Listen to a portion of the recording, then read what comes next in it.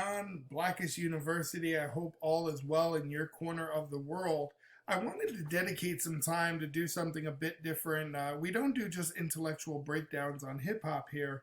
We explore spoken word, poetry, motivational speeches, right? We've broken down Malcolm X, Ballot or the Bullet.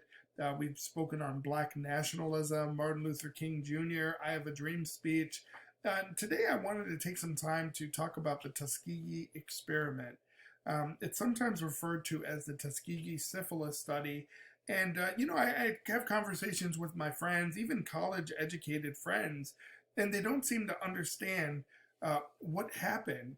And this is a big part of our history because I'm not an anti-vax person. In fact, I've gotten my Johnson and Johnson vac, and then I did the booster shot as well, just because I have a lot of people that are relying on me, right? I just can't afford to go down due to COVID. But when people tell you that they don't trust the government, it's important to understand what they're saying. And when I go over some of this, this isn't something that happened in the 1500s, 1600s, 1700s. This actual experiment ended in 1972. Okay, now this is the government actually doing a study on who else, right? African Americans, black people, right? People of color like us. And they were studying the effects of untreated syphilis. There wasn't any what's called informed consent. And basically, a lot of people lost their vision and ultimately died, right? I believe over 100 people died. And there's actually a settlement. It was actually a black lawyer that did a class action settlement, I believe, that actually called this out. It didn't stop until they actually put something in the newspaper and the masses got to understand what was actually happening in the name of science. And I can go on and on, right? I think about gynecology, right? Do you know that how the study of gynecology came about and how a lot of these people did their research? Unfortunately, a lot of this research was done on slaves, right? Was done on black people against their will. A lot of times they did it for a little bit of money. In this case, you have to think about what was going on in the world, right? This is after the Great Recession. Now, if I'm not mistaken, unemployment was somewhere between 45 and 60%. So let's just look at the average of 50% not working. And look at it now, right? How many people do paid studies? I know I did some when I was in college, right? You go and you do, I remember I did this drink once. It was alcoholic water years ago, right? And they were just testing it out. And you had, how do you like it? And they give you $100 at the end. When you're a college student, $100 might as well be $250, right? You can make it last. It's like, oh, I'm buying ramen, I'm buying bologna, I'm making grilled cheese, I'm getting a Foreman grill, I'm buying some PBR, I'm going out with the homies, right? Mess around and do that, and then donate some plasma, and you'll be doing all right all weekend long. But I thought I'd shine some light as to the Tuskegee experiment and just really explain what it was. And I found an excellent video that really dives into what this was and the problems with it. It's not that long of a video. I believe it's only 10 minutes or so. But I think it's important that this becomes common knowledge. We have to understand the past if we're going to do anything about the future, right? So let's get right into it. Hi, I'm Clint Smith, and this is Crash Course Black American What up, History. Clint? I want you to imagine that you're in the shoes of this person. You're being offered free medical treatment by a team of doctors that work for the US government. And for context, there aren't really a lot of doctors that live near you. And these doctors from the government seem like people you can trust. Plus, it's free. So it seems like a really great opportunity to get healthcare when you might not otherwise have access to it. But what if when you went to see this team of doctors, people who you trusted, you were actually, without your knowledge, made to be part of an experiment? And what if, as part of that experiment, you had medication purposefully withheld from you, medication that could have saved your life, but because it was kept from you, it led to years-long debilitating illness and even the possibility of death for you, your friends, and your family? I mean, it sounds... And I think it's really important, again, to reference this wasn't hundreds of years ago, right? This is something that happened This study ended in 1972. And to understand the full impact, I don't know if he's going to get into this, but I believe there were over 600 people that were part of this. They were all like sharecroppers in Alabama. So I think it's important to understand the context. Even though this is only a 10 or 13-minute video, I think it's really important to understand the impact. Syphilis, if you know anything about it, is an STD, but it can also affect your wife, it can affect your children, and I think that's important to highlight as well. Sounds like a horror movie, but it wasn't. This was very real, and it happened to very real people. Today, we're talking about the Tuskegee Syphilis study. Let's start the show.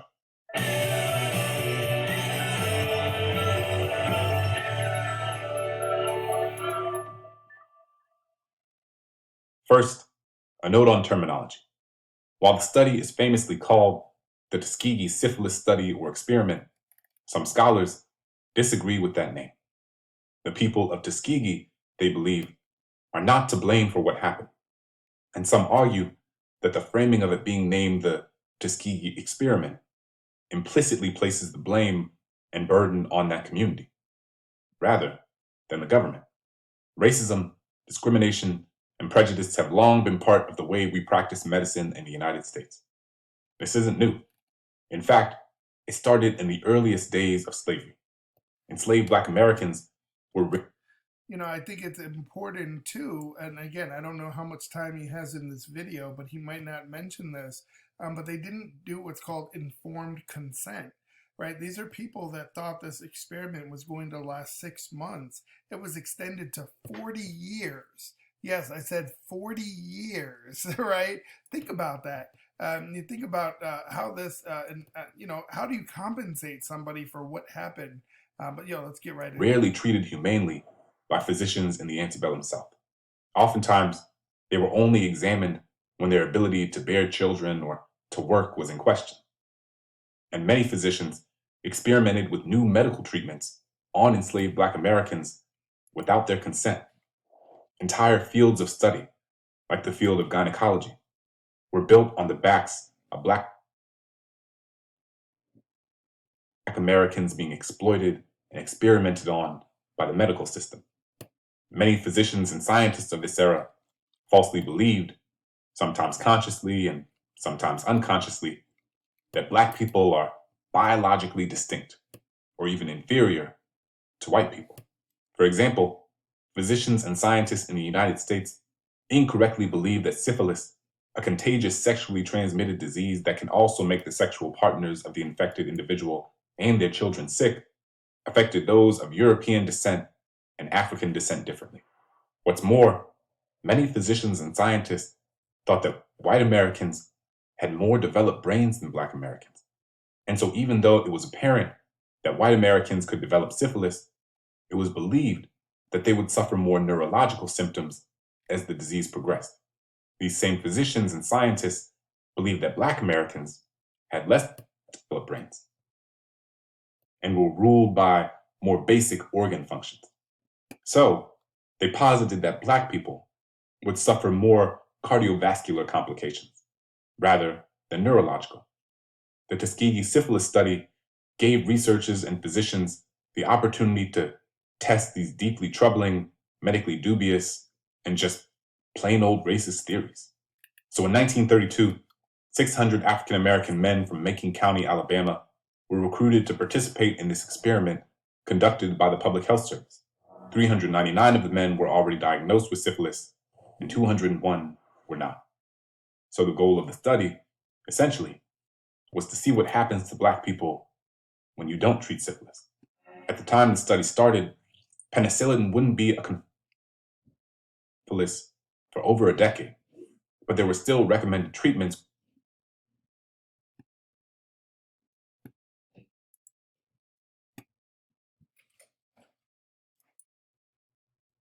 for the disease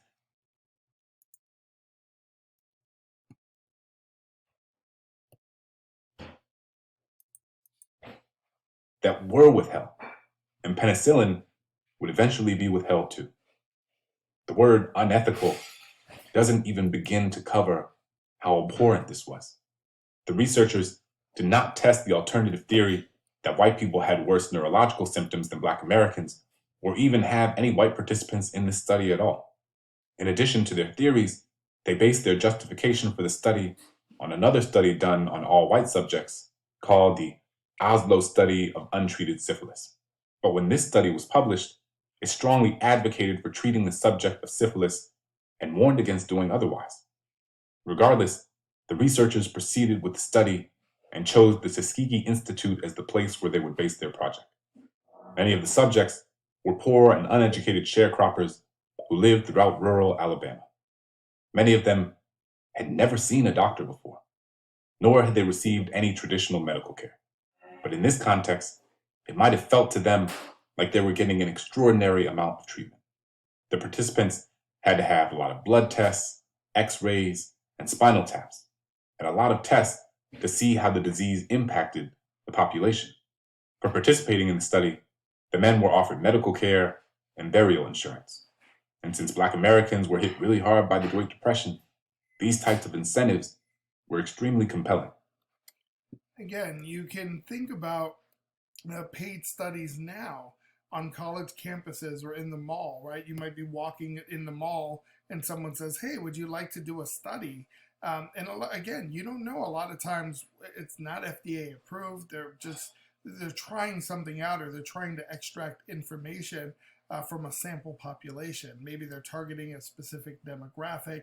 They normally want you to answer a few questions, and if you check enough boxes, they have a study that you might be a part of. So this still happens to this day, but not the same way, right? Not with untreated syphilis, right? The Black unemployment rate in the South at that time was around 50%, and many of these men needed benefits for themselves and their families.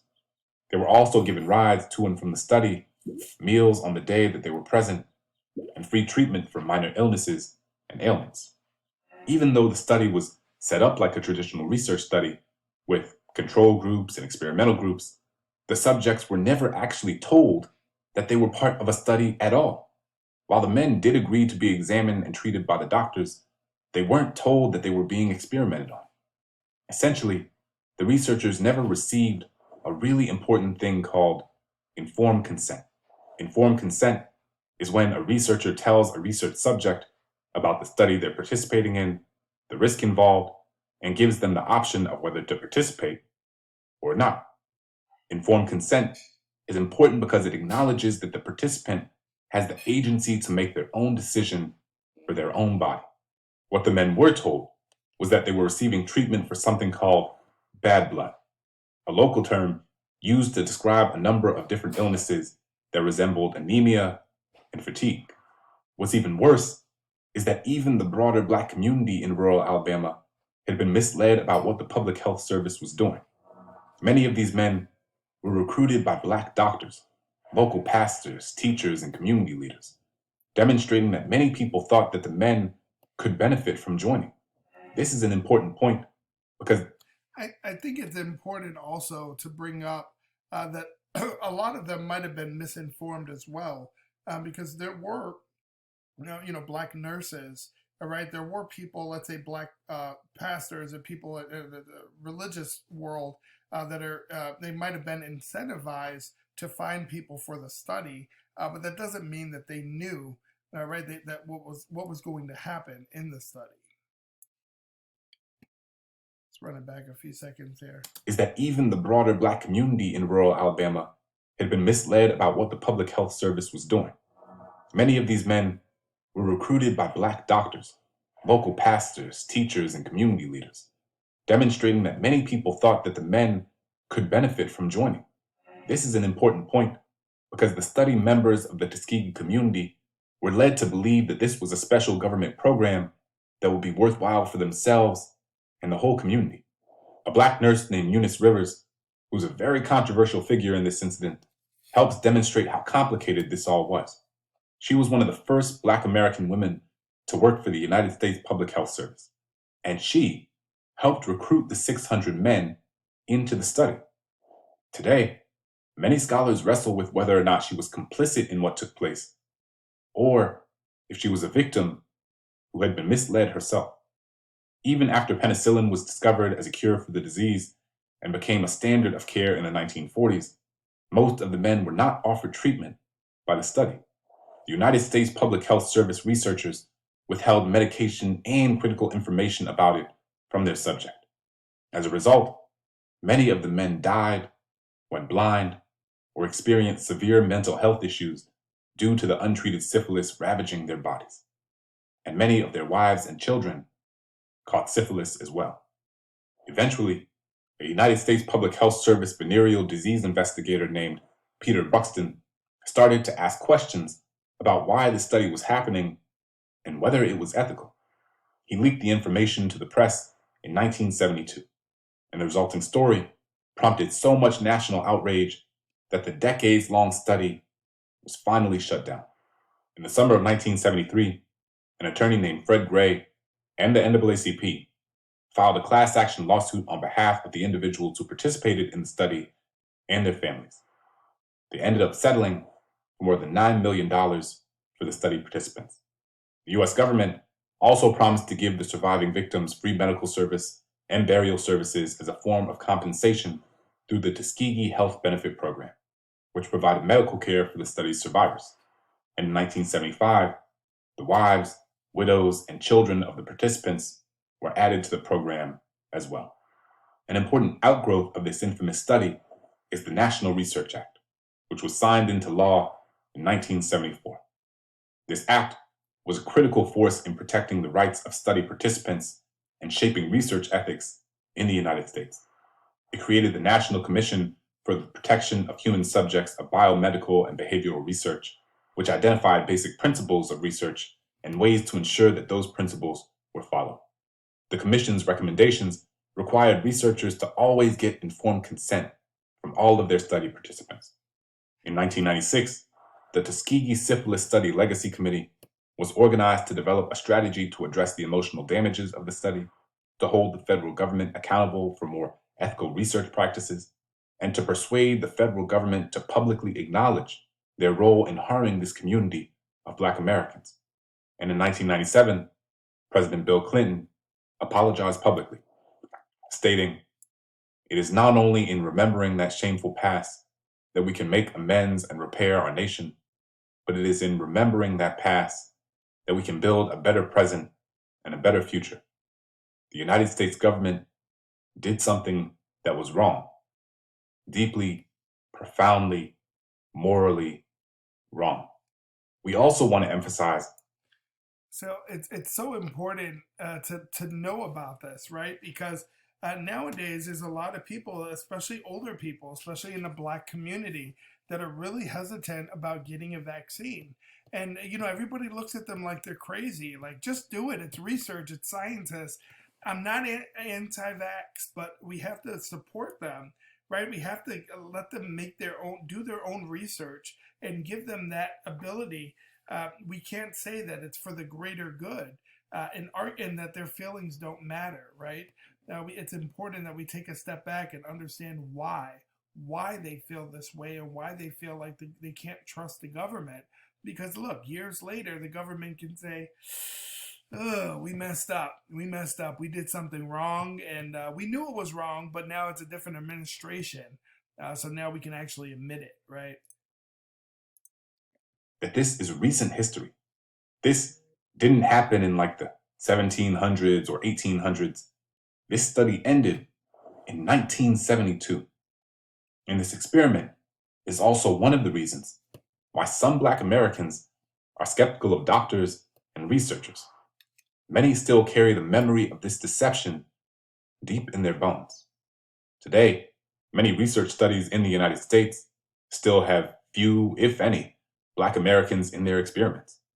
This is important to note because non-diverse studies are not as effective and can lead to medical mistakes in the future. Part of this is tied to the fear that Black people have about how they might be treated in these studies.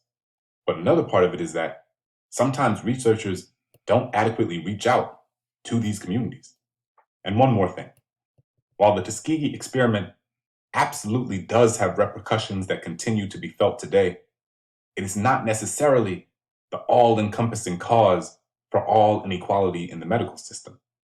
What it is a microcosm of a larger historical trauma, and it is one of many factors, both historical and contemporary, that contribute to inequality in healthcare.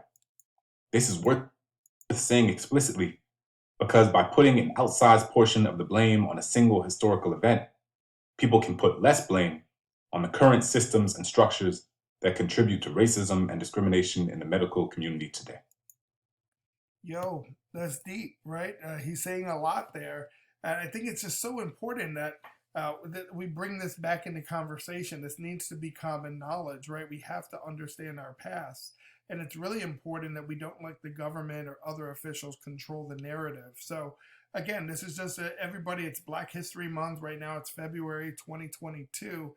A lot of people are still talking about Rosa Parks. I want to get to the nitty gritty, right? We want to get to our real history, the good, the bad, and the ugly, right? The name of our channel is Blackish University, Modern Day Griots. What exactly is a griot, you might ask? It was someone in Africa that would pass information down from one generation to the next. They would do it by music, poetry, storytelling. And this is just another way that we can tell our story.